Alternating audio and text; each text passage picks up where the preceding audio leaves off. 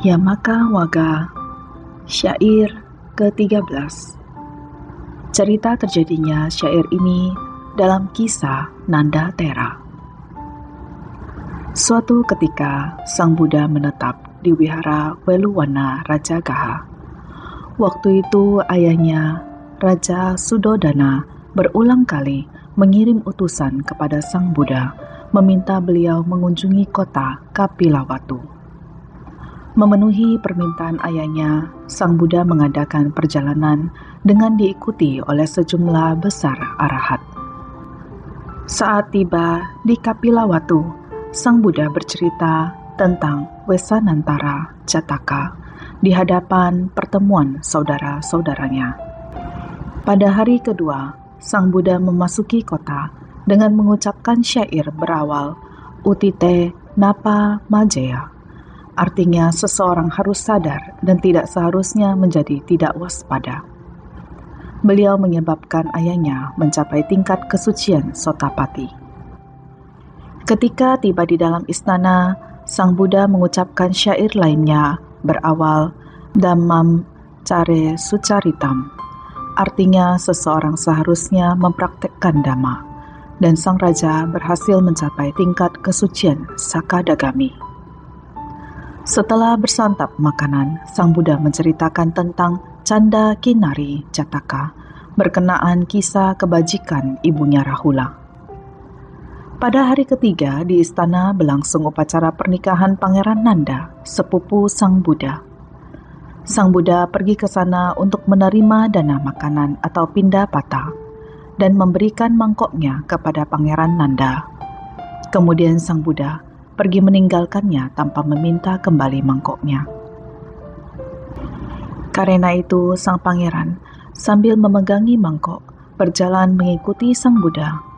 Pengantin putri Jana pada Kalyani melihat sang pangeran pergi mengikuti Sang Buddha, terus berlari dan berteriak kepada sang pangeran untuk kembali secepatnya.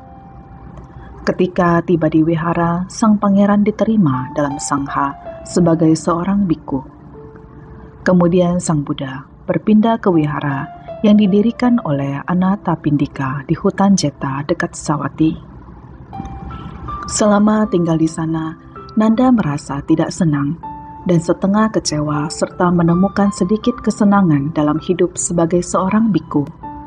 Ia ingin kembali pada kehidupan berumah tangga, karena ia terus teringat kata-kata dari putri Jana pada Kalyani, memohonnya untuk kembali secepatnya. Hatinya menjadi goyah dan semakin goyah.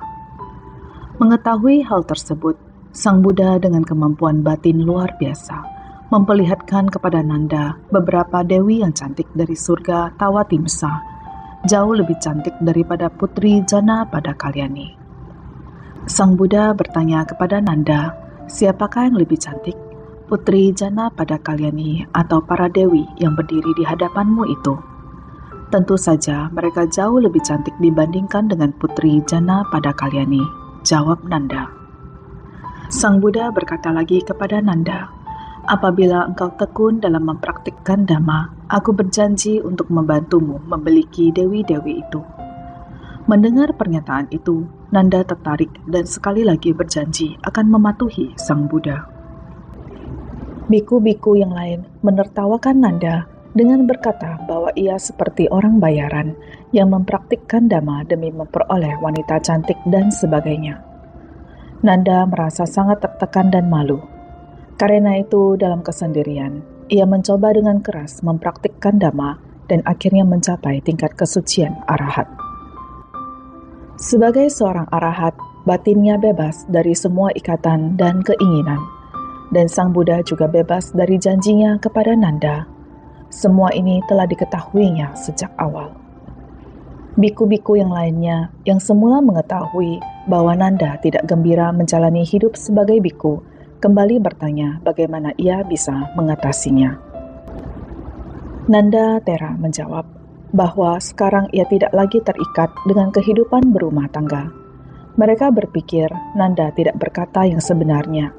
Karena itu mereka mencari keterangan perihal masalah itu kepada Sang Buddha dengan menyatakan keraguan-raguan mereka.